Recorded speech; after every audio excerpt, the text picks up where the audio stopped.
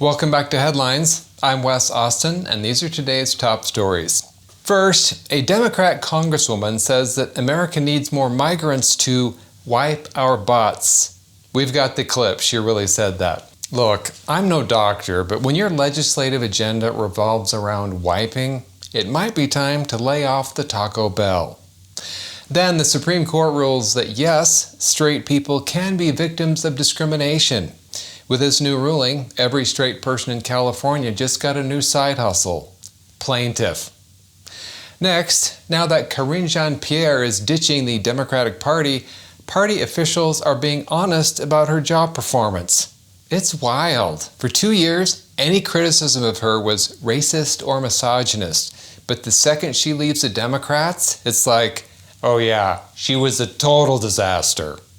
And finally, Chuck Schumer is asked about illegal immigrants getting Medicaid, and he responds by naming every tool in a Home Depot aisle.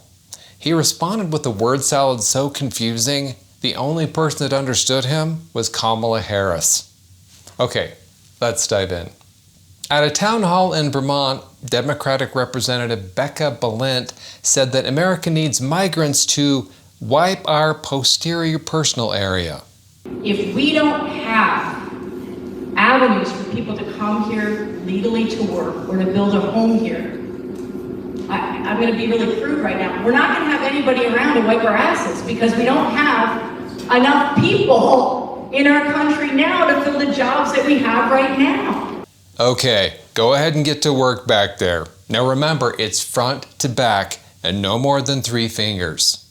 Sounds like Balint's real problem isn't a labor shortage, it's a fiber deficiency. In a unanimous 9-0 ruling on reverse discrimination, the Supreme Court finally admitted that it is possible to discriminate against straight people. Even Ketanji and Sotomayor voted for it. That's not a legal ruling, that's a sign of the apocalypse. The case involved Marlene Ames, a heterosexual woman who claims that she was passed over for promotion in favor of a lesbian who wasn't qualified, then later demoted and replaced with a gay man who should have been considered ineligible for the position. The decision, written by Justice Ketanji Brown Jackson, said that Marlene didn't need to meet a higher burden of proof in order to prove that she was discriminated against, despite being part of a majority group. This ruling may open the floodgates in California, where the only thing more discriminated against than competent straight people is plastic straws. After Karine Jean-Pierre announced that she was leaving the Democratic Party, officials who worked closely with her told Axios what it was really like working with her. Spoiler alert, it was subpar. Here are some quotes from the officials. She was one of the most ineffectual and unprepared people I've ever worked with. This explains why she lasted 2 years. If she had been competent, they'd have fired her immediately. Another quote, she didn't know how to shape or deliver a message. So obviously she was perfect as Biden's White House press secretary.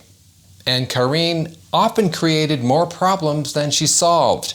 In fairness, that was the Biden administration's motto since day one.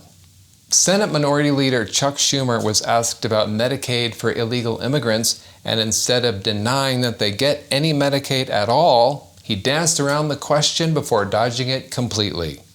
Is reducing federal Medicaid payments to states that provide coverage to undocumented immigrants a reform that you would support? The bottom line is this overall bill is so awful. If they want to aim, if they got some specific issues, aim it. Don't just do a meat axe or a chainsaw across the board and cut everything. The bottom line is this goes way beyond even what they're talking about and hurts everybody. Next question. That wasn't an answer, Chuck. That was a filibuster with dementia. You know that no Medicaid goes to illegal immigrants when Chuck immediately jumps to power tool metaphors. Do they get any Medicaid right now? Chainsaws. Thanks for watching Headlines. I'm Wes Austin. Good night.